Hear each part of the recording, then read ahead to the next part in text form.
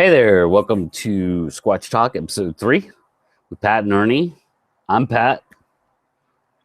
And I'm Ernie, and we are the Primate Objective. That's right. And so, news. I don't know, did they get one yet?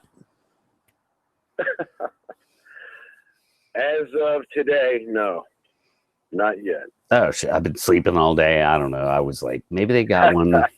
Ernie would know. Let me check. Yeah. Well, I have to say I'm checking a lot of different sources daily. But no. Nothing. This broadcast, nothing yet. Anything interesting in the news? Nope. Really? Wow. No, sir, there's not. No, nothing absolutely new. No. Okay, wow. It's a slow news day in the Sasquatch world. Yes, it is. There's a lot of people in the field doing a lot of things, claiming a lot of things, showing a lot of things, but nothing is necessarily conclusive, and that's kind of where we are today. All right. Well, let's talk about movement and appearance. Let's just kind of go over some of the, based on eyewitness encounters, what people are seeing in consistent form, obviously, about the appearance and movement of Sasquatch. I don't know. Give us an intro to that. Well, this whole phenomenon surrounds the theory that giant hairy monsters do exist in the woods. And that's a fascinating prospect, particularly when you've delved into it and seen all the other evidence like you and I have. But let's, on this episode where we hope to start getting into detail on the individual facets of the phenomenon that we outlined in the first two episodes, let's get on with the most important one, the most fascinating one, and that is, what is it that 95 or about 90% or greater of people, of all Bigfoot eyewitnesses, claim to see? And that is a huge, hairy creature in the forest that is beyond the human range, that is way bigger, way taller than any human could be. And we're talking Class A, clear sightings. It is not an animal misidentification, and it is not a hoax. And that accounts for the majority of the eyewitness testimonies. Yeah. Over a very long history. And so, it's a fascinating thing, and as you say, combined with, when it's noticed, the extreme movement, the extreme types of movements that these creatures are alleged to be able to make. Explosive lightning speed, strength, agility, fluidity. A lot of people even have trouble explaining, even putting into words. A lot of folks, movement. Yeah, I mean, you hear not a lot, but you hear sometimes from different accounts people saying that it looked like it was flying or something, like it was gliding, but almost sometimes supernatural. But I mean, without going to the supernatural, they were just like, I don't know. It's like its feet never hit the ground, And they don't mean that necessarily. Practically, they mean that, in the fluidity with which it moved looked as though it would almost have to be hovering over the ground somehow. But, they see it running. It's just and the speed. The speed is crazy. But let's start off a little bit with the physical, just the visual appearance that people describe. Yeah. And, going way back to, of course, what Native Americans have described in their cultures for centuries, or thousands of years, really. And all of the reporting that has happened since then. People are describing creatures that are on the large end that are, between 8 and 10 feet tall, but let's just say between 8 and 9 feet tall, 4 to 5 feet wide at the shoulders, extremely thick. Excuse me. A lot of people have described, as big as a cow Right. You know, through the torso, as thick as a cow through the torso. Absolutely massive shoulders and arms. People will use the word unbelievable musculature in these animals, in these creatures. Almost cartoony, but giant, broad, squared shoulders with a head that sits pretty much right on the front of the shoulders, you know, without any visible neck. Absolutely giant, wide, thick, muscular arms. Usually when what people presume are males, adults, they say they have a very tapered waist, very powerful legs. Their arms, you know, come down to their knees roughly or thereabouts. Longer arms proportionally than what a human would have. Mm-hmm. Even if a human were 9 feet tall. Right. And right. Much thicker, extremely powerful looking creatures. And that's described consistently in this phenomenon over and over again. Yeah. What about the face? Well, that is a very interesting part of it, because many folks will say that it looked more like a human. They were very surprised at how human it looked. But in all of my research and reading of reports, again, you know, going way back to the print stuff that existed before the internet, I would say it's almost split half and half between people who say that it looked extremely human to them in the face, and people who say that they thought they were looking at something that looked either like a primitive human at best, or at least how we extrapolate that Neanderthals, etc., might have looked, or more like a gorilla, more like the known non-human apes. And since we'll be using some general terms here, we'll just use those two words, even though humans are apes. Apes fall in the ape, you know, taxonomy, classification. Right. Great apes. But we'll just use the general terminology tonight when we're talking about that. Some people describe them looking more ape-like, and some say they're more human-like, which is kind of odd. But as I got into my research and learned more about hominology in general and what's in the fossil record, and of course the variation that's in humans, you know, there's been eyewitness species that presumably was going to have to be, if not human by classification, certainly closer to humans than gorillas would be, given how they're described. And if that's the case, then why wouldn't there be just as much variation in a Sasquatch species and facial characteristics as there are in humans? Let's face it, there's a lot of humans of all races on this planet that look like they may have just come out of a cave, you know? Yeah, so, right. There are just physical traits that are still in our species that, you know, pop up here and there. And some folks have a little more of it than others. Not necessarily all Neanderthal DNA. We're just talking about, you know, more primitive, what you might call ape-like characteristics. So, yeah, sure. I mean, there's diversity among human beings on this planet. Physical appearance, obviously, you know.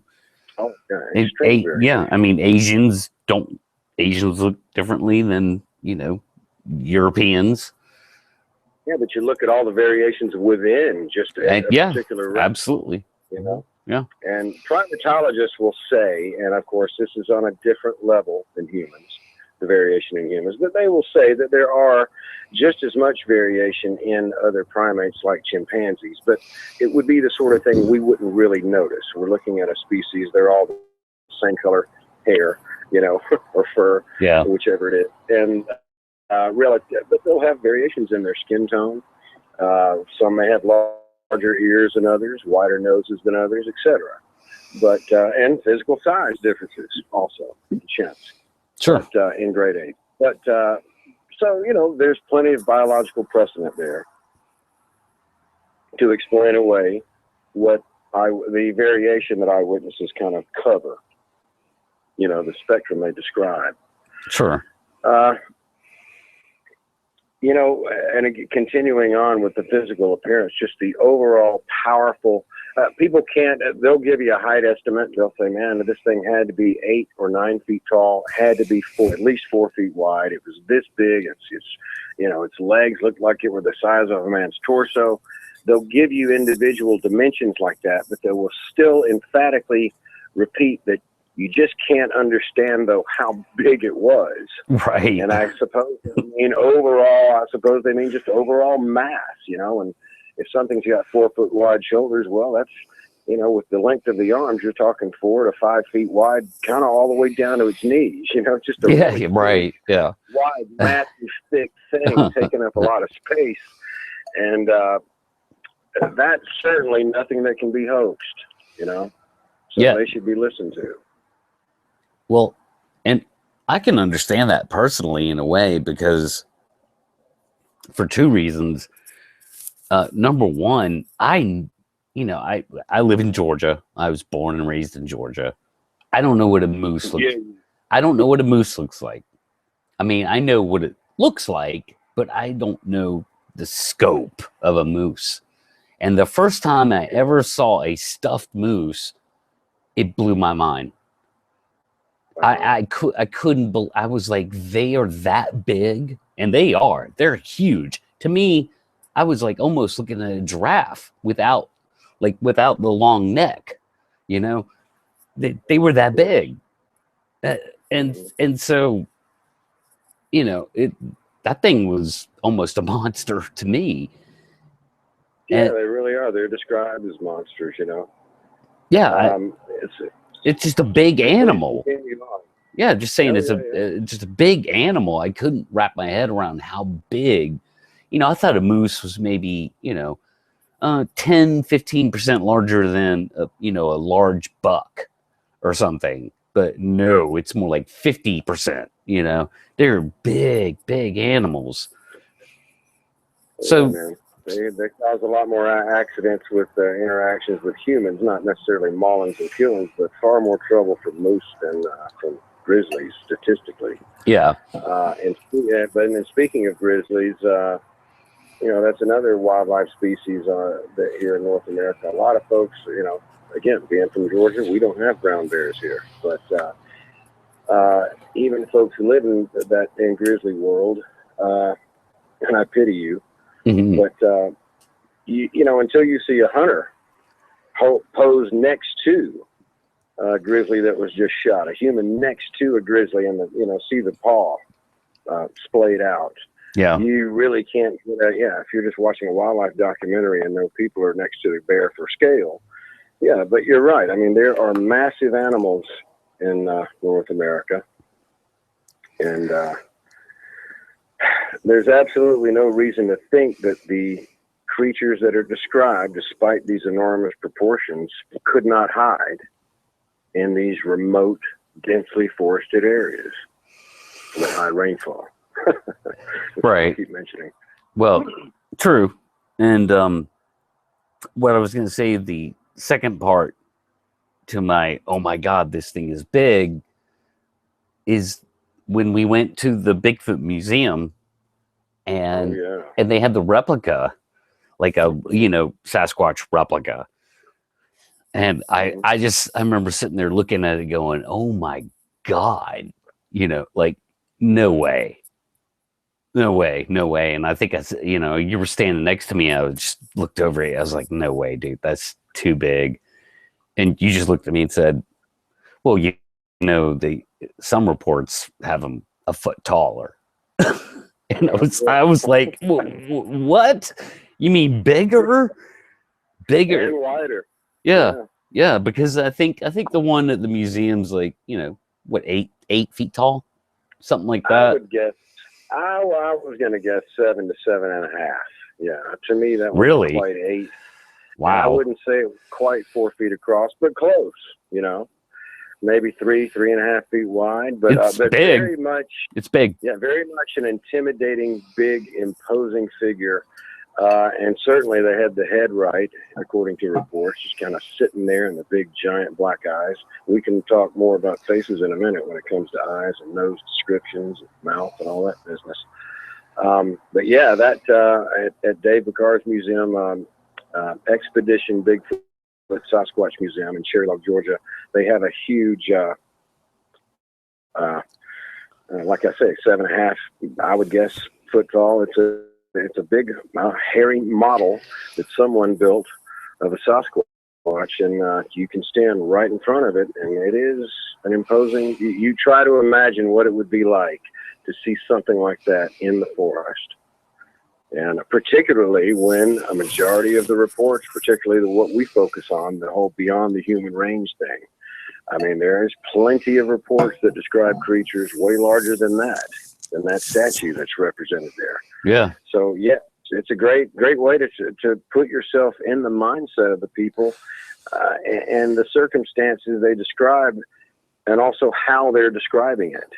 And if you really put yourself, you listen to every report and description skeptically, but then listen to it again and try to imagine being that person in their shoes and seeing what they said they saw, and then judge how they spoke about it and the details they gave and what they described they did thereafter, etc. Yeah. And you'll see it all coincides perfectly with the behavior of a person that saw what they said they saw. Yeah, shocked. I mean, Yeah. I remember looking up at that thing going, I just remember thinking, there's no way, and I mean, here I am, I'm a guy, I'm fairly convinced these things are out there. I say fairly, 95%. And, Mm-hmm. and I'm looking at this thing going, there's no way that's too big. That is too big.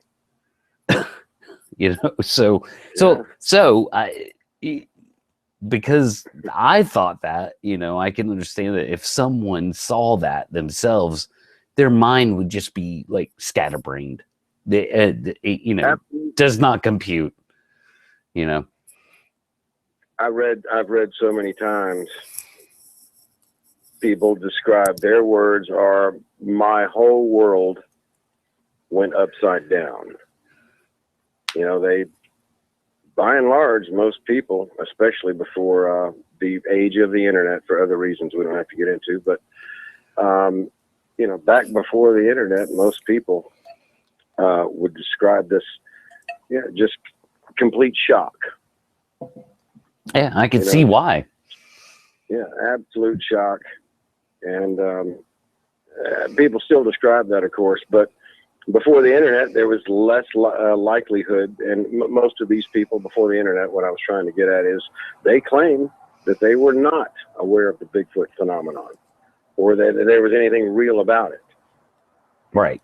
Yeah. So, yeah, it is a life-changing moment and a shocking, confusing, panicking kind of thing that's described. That's how it's described more often than not. And many people are again, we don't want to get too far off from just describing the physical aspects, but yeah, so many people had described being not only a non-believer, but not even familiar with the legend, and then seeing it and just having their whole world turned upside down. And it makes perfect sense how they're perfectly willing to describe the level of fear they experienced, and that's described so many times. And I think that would happen, even if you were looking for it. I do too. Yeah, I mean, even if you were like, man, I'm gonna see one. I'm gonna go out there. I'm gonna see one finally. I'm ready. All that mindset, and then you go, walking through the woods, and one pops out in front of you like that. I think it would blow their mind just as much as the hiker who never considered Bigfoot any kind of reality. I'm glad you brought that up, because when I was checking one of our experiment sites today, I was thinking about mentioning that on the podcast, that, for particularly for the skeptics who say that Bigfooters are primed, they really want to see Bigfoot, and therefore they do. I have no expectation, as deep as I am into this, I have no expectation that I'll ever see a Sasquatch, and B, I have every expectation that should I see a Sasquatch, no matter how long I've been interested in this, I'll be absolutely shocked, terrified, panicked, just my mind will still be blown, you know, Yeah, if that ever happens. I agree. You and I have had that conversation 100 times, I guess. You know, why? Because I take these people seriously. And if what they're describing is really out there, which is what I have to consider, then no, I don't want to run into one. I don't want to see one in the forest. Yeah. Not on foot. And if you did, and you and I did together, I think we would still be. I think the first thing one of us would say to the other is, "What the heck is that?" Oh, What, you know what I mean? What the heck is that? But I have absolutely no question that I would be shocked and terrified out of my mind if I came across an actual Sasquatch. I would be just absolutely shocked. I could only hope that I would see it as I was driving down the road and felt some measure of comfort being in the car and getting past the spot that I saw it. Of course, I can't imagine what it would be like to see an actual physical 8-foot tall hairy monster walk out of the woods. I can't. You can't. Not even us. To me, and that's why I'm fascinated by it. Yeah, and we've been dealing with this stuff for 15 years. You know, so puzzle. Yes. Well, back to physical description, and then we'll get into movement. You know, extreme musculature. Now, the hair is usually described as every color that you can imagine in the human range of hair colors. People almost always make the distinction that what they saw was hair and not fur. They say it looked like it flowed. Correct. Exact thickness and you know. All of that stuff is human hair, but just growing all over the body. It's also very frequently mentioned that despite how hairy a particular one may have been, that most eyewitnesses, when it's a daylight encounter or in car headlights, etc., they can see the skin underneath all the hair, and they say that it's very evident. Mm-hmm. It's very easy to see the skin and the musculature and all that kind of stuff underneath the hair. Right. Black, very dark brown and black are the most commonly reported colors. A reddish brown, Irish setter looking brown is the second most common. Then there's everything from blonde to gray to white. White. Yeah. Never purple. Never purple. Never, that's right. Never purple, never blue, never green. Yeah. Unless, of course, they're covered with swamp algae. But most of the time, people will describe the hair as being longer on the head, cascading down the shoulders. And then it's long on the arms, longer on forearms, of course. Not as hairy on the chest and torso. Mm-hmm. Not as hairy, say, where the arms might rub against the sides of the torso. So the hair length would vary over the body in most reports. And in most reports, well, let's get to the faces. In most reports, most of the time, people say it had no hair on its face. Most of the time. Right. Completely devoid of hair on its face. Sometimes they'll say the hair begins at the eyebrow, so to speak. The brow ridge goes straight up. Other times they'll say that it looked like it was kind of receding on the forehead, with a lot of forehead kind of bare, with the hair beginning at the top of the head. And with the facial features, again, even when people say that it looked human, well, let me back up. Whether they say it looked human or more, quote, ape-like, end quote, they will describe a hooded nose, a more human-looking nose, not outward-facing nostrils the way most great apes have. Right. And the most commonly described facial characteristics, whether human or more ape-like, are very big, deep-set eyes. And when noticed in the daytime, they're described as very dark, if not completely black, and little to no whites are ever noticed in the eyes. The nose, very heavy, pronounced brow ridge. Yep. Mm-hmm. And let me back up real quick. Sometimes people see what they think is a pointed head. Other times a more rounded head, the top of the head. Pointed heads, of course, would suggest a sagittal crest. Yeah. Like a lot of great apes have. But back to the faces. So you've got the heavy brow ridge, deep set, large, coal black eyes. Noses are most often described as extremely flat. The entire face in profile most commonly is described as a very flat face. In fact, in profile, a lot of times they'll say that it appears that the brow ridge and the cheekbones obscure the nose. Right. And eyes from profile. So people will describe the noses on this flat face as being almost recessed, the bridge rather, almost kind of curved inward, a very flat, wide, but hooded nose.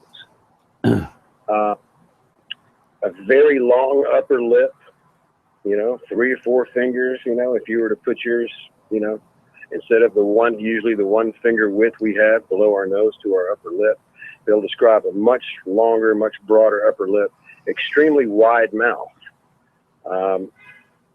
They describe the mouth as going almost to the sides of the head.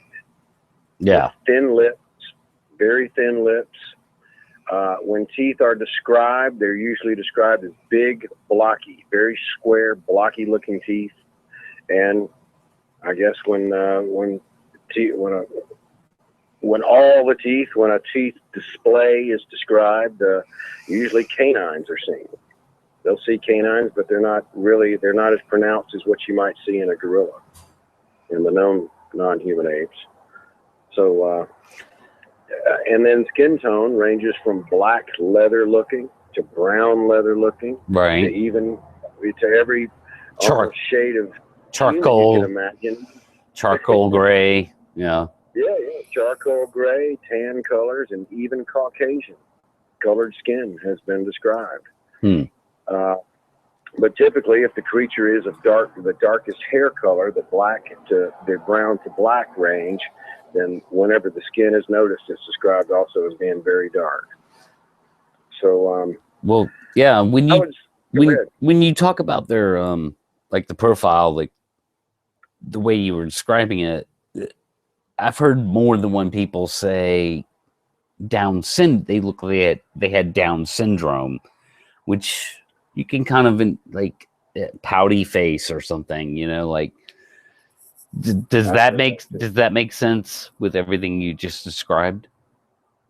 I don't know that particular look would have to do with the characteristics I was just outlining, but and it is worth. I'll just make a comment whether it means anything or not, and I don't know if it does. But in all of my research, again, going back to the pre-internet print stuff, this mention of what may have looked like a, quote, Down syndrome or mentally retarded person expression or look on the face is something that I've only heard of recently. And I have not heard described, in the majority of the history of the reports that I've checked out. Right. But,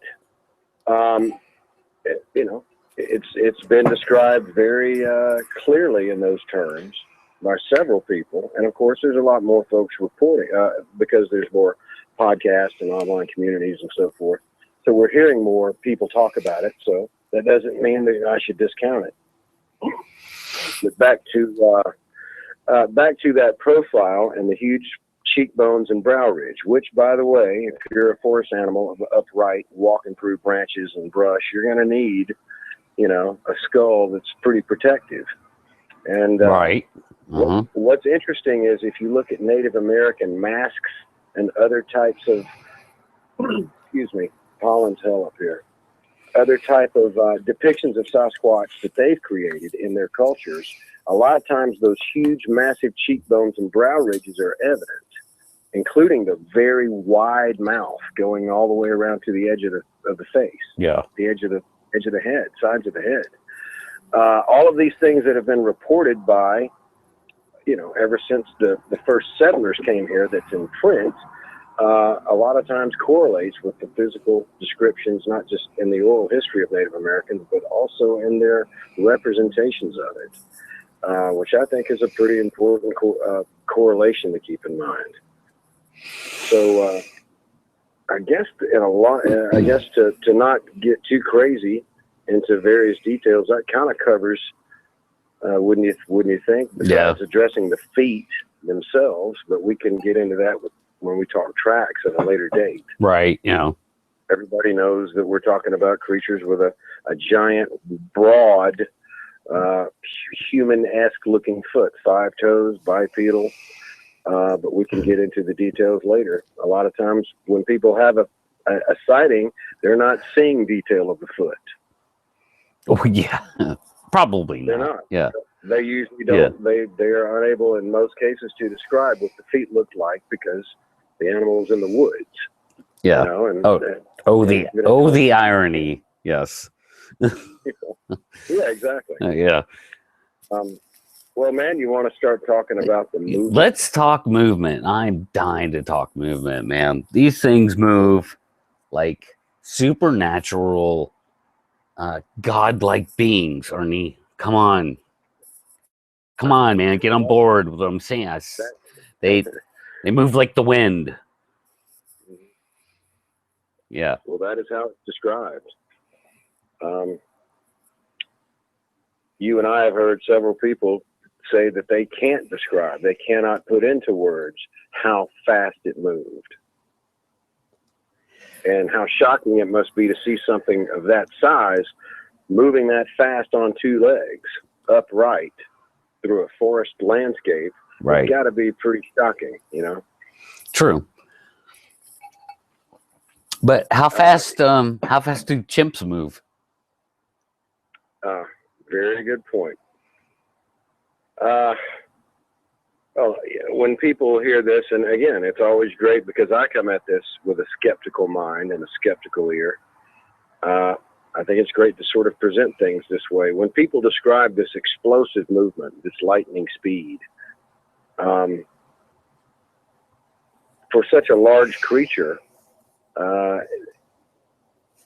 I imagine the skeptic would look at it and say, well, that just sounds ridiculous. But we're talking about a big, big primate here. Primates are strong and primates are fast. Well, they're not all fast.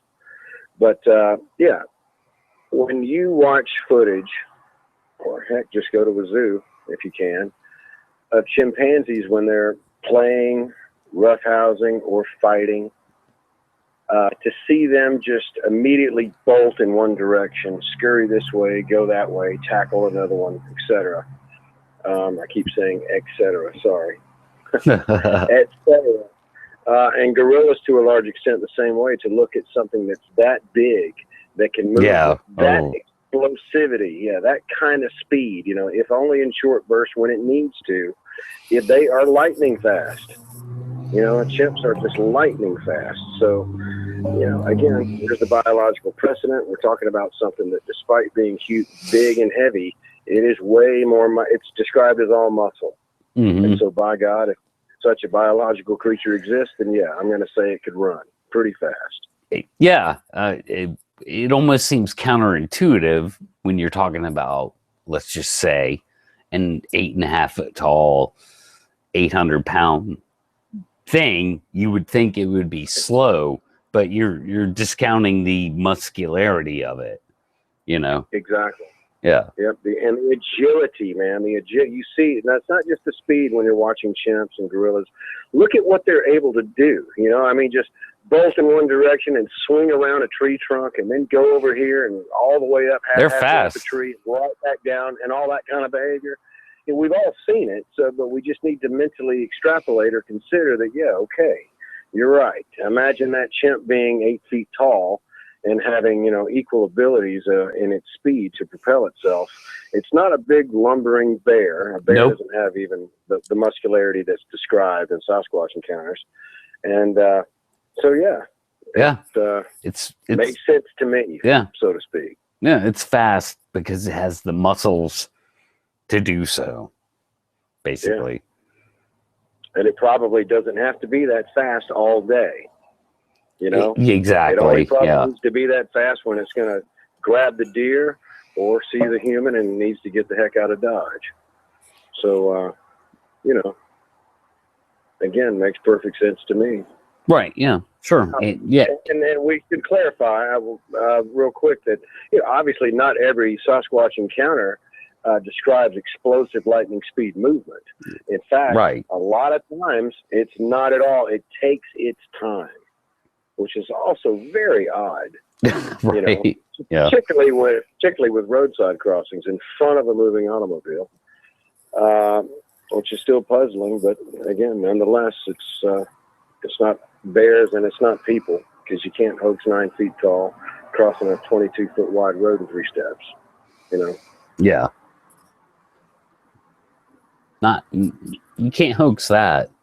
Not unless you're, you know, I don't know, some kind of like Olympic athlete, you know, dressed up in a costume. Well, speaking of prosthetics and such, you had wanted to mention that video of the guy that had made those spring assist running legs. Yeah, Kai Seymour. Seymour.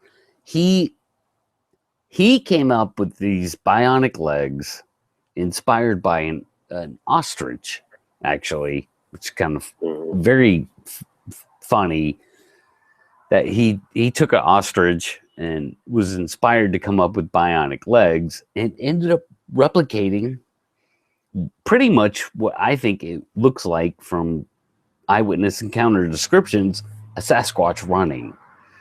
So he's, you know, 7 feet in the air plus and just gliding down the road, never fully extends his legs because, and here's the other thing, is that, you know, the whole concept of compliant gait, you know, where you pull yourself forward instead of propelling yourself forward. He achieves that in the video. You can see it.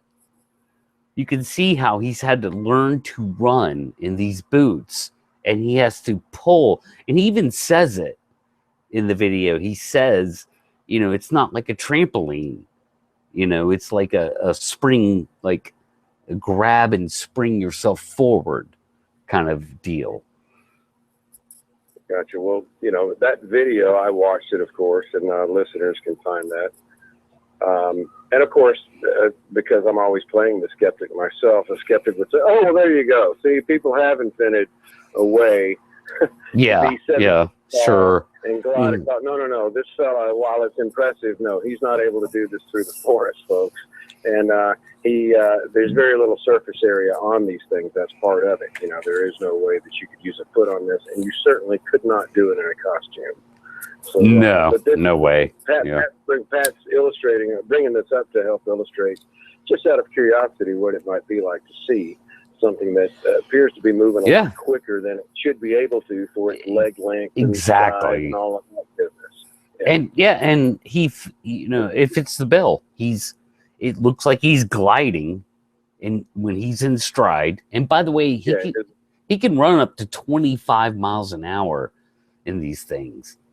And I mean, that's amazing in and of itself. And he's not really locking his knees, I think was a point. No, he's not. He does not fully extend his leg at any time. He has to. He's learned how to do this. He was obsessed with it since he was a child. So he's an adult now. So what, 20-something years. And he's learned how to run in these things. And what he does is he doesn't run like we do. He runs differently. He has to grab forward. He has to extend his leg out and grip the ground and pull himself forward with a little bit of spring action. Again, he designed it off the ostrich. So I understand. He has resistance, where we don't. Where he's putting resistance. Mm-hmm. So you could tell when he's running these things, he's he does use a little bit of spring to propel himself forward, but the majority of the energy comes from him like foot forward, pulling himself into propel. Yeah, and momentum plays a part in that, obviously. So it's easier to like pull yourself forward when you have more momentum, you know. So I mean, it's just fascinating. It looks exactly like people describe Sasquatch. He is totally gliding. Like he looks like he's gliding. He has that like cross country skier profile. And I mean everything. It's all there. And again, for listeners, this isn't a particular, direct correlation of anything. This is simply something of interest. If people want to kind of see a primate, an anthropoid creature, running fast, please check out that video. And speaking of speed, we don't have to discuss tracks in and of themselves tonight, but excuse me, many of the trackways that are found, the stride length, 6 feet, sometimes greater in between tracks, the almost inline step. Yep. And the depth, of course, which people extrapolate, say, well, we kind of assume that this would be a trackway made from a running Sasquatch, as opposed to what the same length and depth of tracks might be seen with a shorter stride length than what people assume is a walking Sasquatch. In these running ones, I mean, they really do correlate with something that could run the way people describe seeing. So once again, everything that I've uncovered, that I continue to uncover, everything correlates with everything else, both in the phenomenon itself and with the known world. Yeah. Yeah, and I can tell you that, bionic leg guy, his strides are 10 to 12 feet. So right. That's when he's in full stride. He can run 25 miles an hour in these boots. Mm-hmm. And he's at least 7+ feet off the ground. And so he's running at 25 miles an hour, getting 10 to 12 foot strides. And that's what makes it look so like amazing. I mean, it really does look like this guy's just gliding, just effortlessly, and I'm sure he's not. He he's had to learn how to run in these boots. It's probably a lot of hard work for him, but the way he makes it look, it looks effortlessly. Yeah, gotcha. Well, back to Bigfoot's a running and walking. People describe them as having that extreme, whether they're moving slow or fast. When they have eyes on them moving like that, they say that it's just a very fluid, very, very graceful. That word is often used. Yeah. Very graceful, very fluid, not much bobbing of the head at all, despite whatever terrain they may see the legs tromping through. Another thing is that with regard to movement, a lot of times whenever people have a sighting and there's no real contact or aggression encountered, when they watch it retreat, they describe no sound at all. They describe hearing absolutely no sound, watching this giant thing move away through the forest, disappearing into the forest without making a sound. Mm-hmm. But when people, now Sasquatch, we'll discuss sounds at a later episode. But with regard to the sounds made by them moving in the forest, that is, I would say, only been described when people hear them coming, making what's usually called a bluff charge at night through the forest toward them in their direction. And in every case that's witnessed, and heard people say, whether it's in conjunction with a sighting or not, they say that it's the loudest thing you've ever heard. Yeah. They say that it sounds like a bulldozer coming through the woods, taking out every tree in front of it. Time and time again, that's described. And why not? I mean, what else does that, you know, again? It's always when they are obviously they are being threatened or warned to get away. But when the Sasquatch wants to get away and simply walks away from an eyewitness, there is never any sound reported. Very little, if ever. So that's, you know, again, kind of like the slow movement. Yeah. The nonchalant movements compared to this lightning fast speed. You know, you've also got these different kinds of moving through the forest. Some are just almost undetectable. Yeah. And some are just as loud as they want you to know. So, this is common in the reports from, you know, all the way back. And that could make sense if you looked into it more, I guess, about the way they walk. So it's almost a choosing of how they want to go about things, you know. You know, you talk about the compliant gait. So, and for listeners, go ahead. Well, I'm just going to define that for them. Yeah, prime it.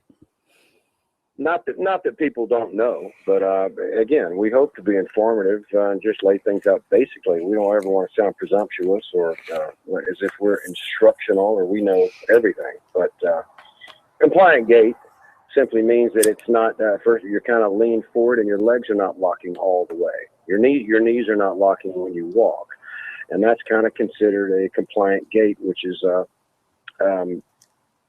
really kind of classified with the other non-human primate hominids, I shouldn't say, but hominids that are in the fossil record that we do not think are still in existence. Right. And so, so very interesting. So that means if you're gonna walk with a compliant gait, it makes some sense that in that way of walking, that you could, you know, tone down your profile, like audio wise, like you're perhaps.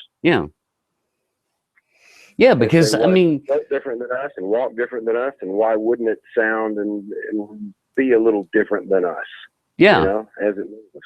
Yeah, I mean, when we are walking through the forest, and which we did recently with a lot of leaf litter, you crunch down on it. The way we walk is, you know, just like kablam, kablam, kablam. I mean, it's almost no way, even if you tried to be quiet, you'd have to get on the balls of your feet to try and like compensate for that. You need to go really, really slow. And I'd like to mention one thing that I read recently that's just something to keep in mind. We're talking about a creature with large, wide, flat feet with hair cascading down from the ankles and the top of the feet. That's what's described when feet are noticed and described. There was a recent article, and I'm afraid I did not... I didn't have a chance, it's just now coming to mind again, but there was a study or an experiment done, and I don't necessarily think it had to do with Bigfoot research. It may have been hunters learning how better, more quiet fabrics and more quiet techniques in the forest, or it could have been a military application. But, you know, when you see the big push brooms, janitorial brooms that have the large,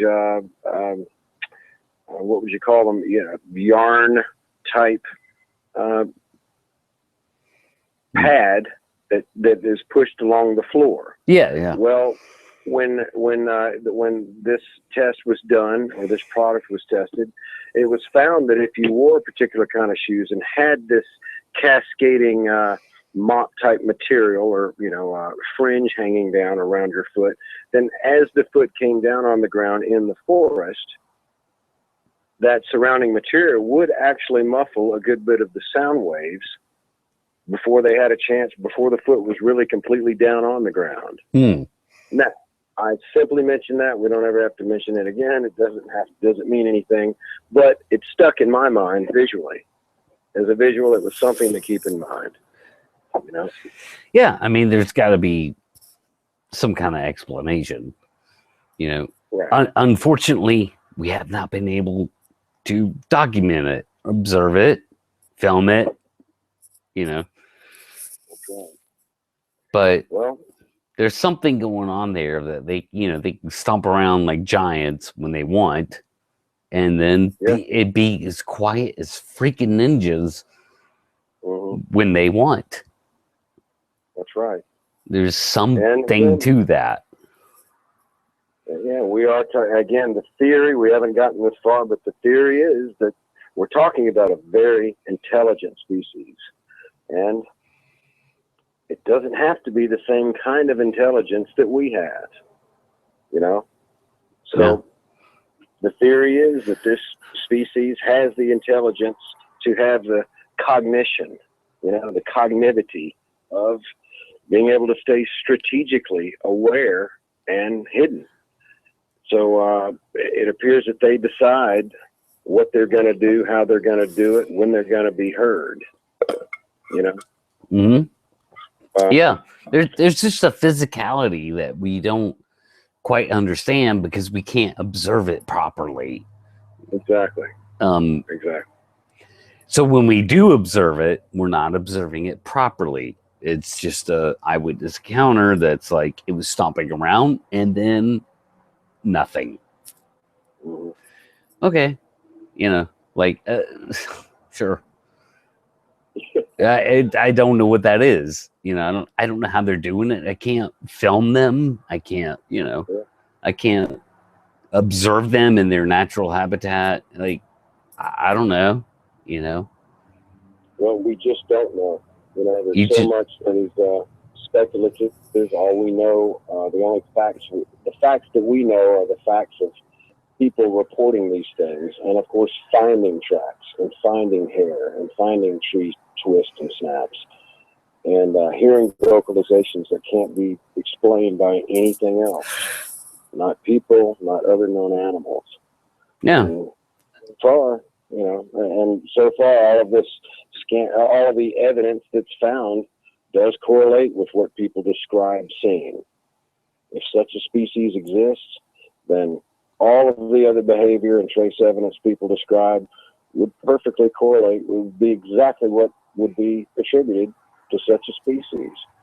Exactly what they would do, how they would communicate, how they would travel, et cetera, et cetera. So, how are we doing on time there, buddy?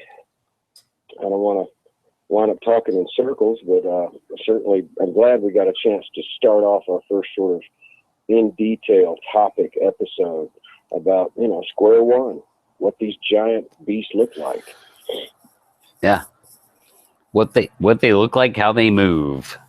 And why people are absolutely stunned, shocked, still in their tracks when they have encounters. No pun intended. and again, that and to wrap up this final thought, because again, I'm always going to come at it as a skeptic and make comments for the skeptics. I'm into this like I don't know, like nobody else that I know is into this. And if I saw a Sasquatch in the forest, I guarantee you I'm not going to be able to fumble for my phone and hit the camera icon and focus in on the Sasquatch. I guarantee you I'm just going to be absolutely shocked. Yeah.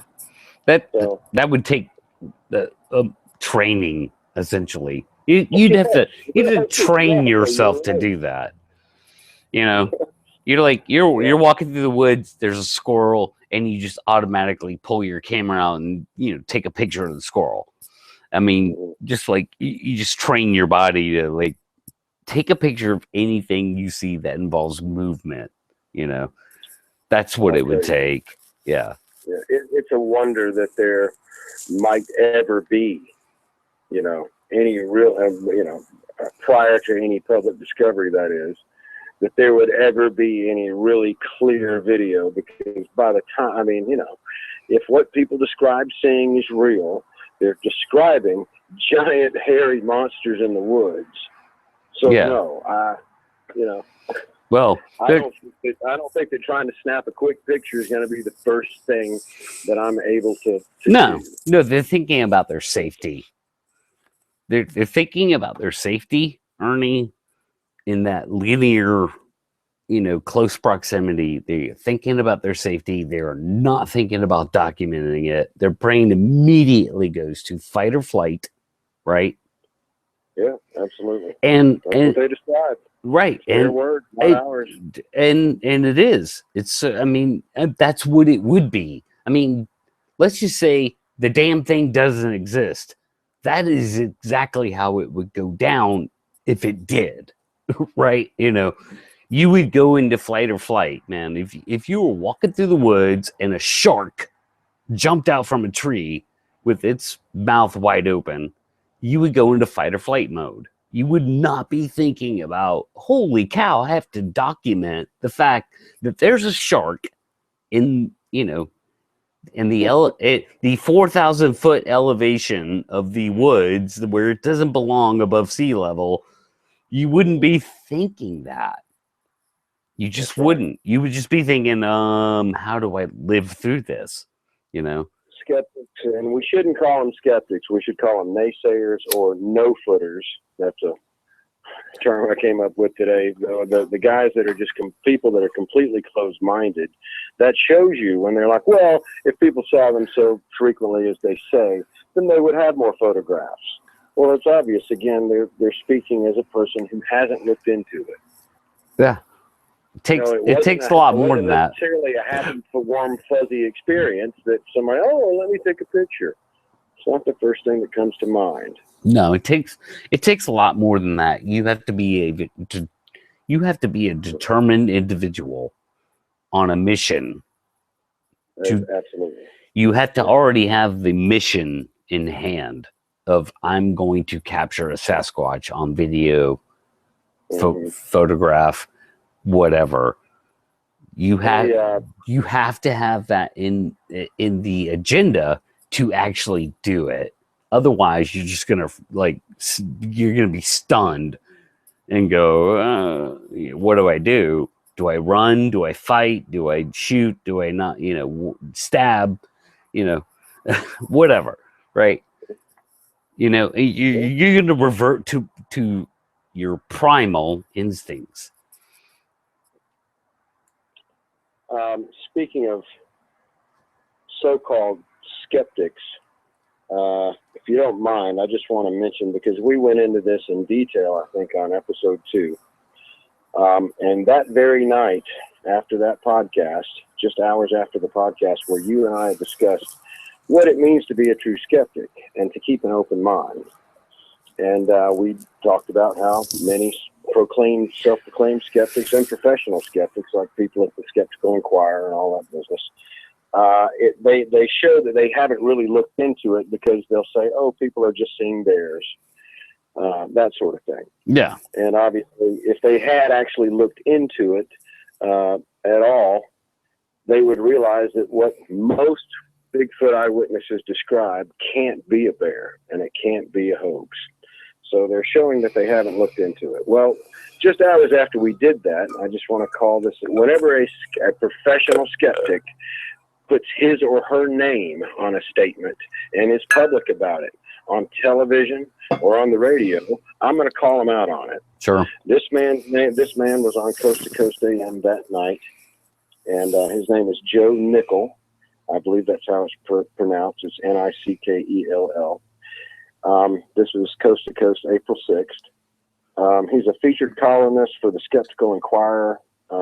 He's a PhD, but his PhD is in English, focusing on literary investigation and folklore, and he's written a couple of dozen books. He touts himself, his own page touts him as, and the description that they gave him and the introduction they gave him on this broadcast is that he is the skeptic who is going to listen to outrageous claims and look into it.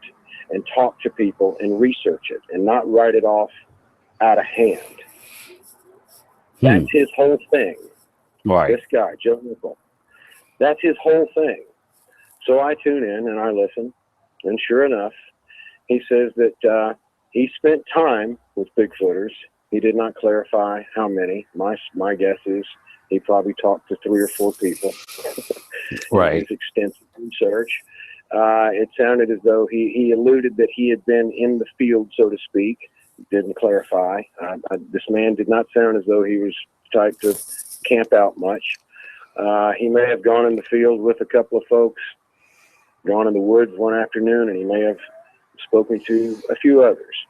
And he says that the Sasquatch eyewitness phenomenon can be explained mostly by bears. Interesting. Yeah, he's the guy who's actually going to look into stuff. He's not the typical naysayer skeptic. He's the special guy who's really going to look into a phenomenon. And he goes on a national radio broadcast show, which often features all kinds of interesting subjects dealing with paranormal and, of course, Bigfoot and the like. And comes out with the same old story showing that he did not, in fact, look into it. Once again, Sasquatch sightings can all be explained by bears, folks. That's amazing. There you have it. Yeah, that's amazing. I mean, Every time I hear, that sort of stuff, like I say, even if some other explanation is made public tomorrow, and it is proven beyond a shadow of a doubt that Sasquatches do not exist, these skeptics, so-called skeptics, are still out of line by not looking into it and then making a conclusion and giving their final say on something that they did not look into. Yeah. That's just, that's not good. No, yeah. So I just wanted to make that point. Whenever I see this stuff, I'm going to call them out on it. Yeah. Well, look, man, I think this has been a pretty good discussion, pretty good episode. What do you think? Oh, yeah. Rock solid. All right. Well, cool. We hope that we've kept it concise and not babbled too much about anything that wasn't relevant. We hope to very soon. We've got a few of the techno issues to work out before we can make sure we've got guests on and we can hear everyone clearly. But very soon we're going to have Dave Becerra from Expedition Bigfoot Sasquatch Museum in Cherry Log, North Georgia. We'll have him on soon. And shortly thereafter, we hope to have Mr. Justin Smea on.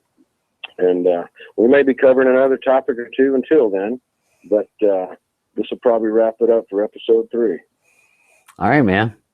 Well, until then, this has been Squatch Talk. I'm Pat. I'm Ernie, and we are the Primate Objective. And remember, you can't know it all, but you sure can't know everything there is to know so far unless you study it. So keep an open mind and let's find some proof. And always keep it squatchy. Absolutely. All right, bro. All right. All right. Good night. Good night.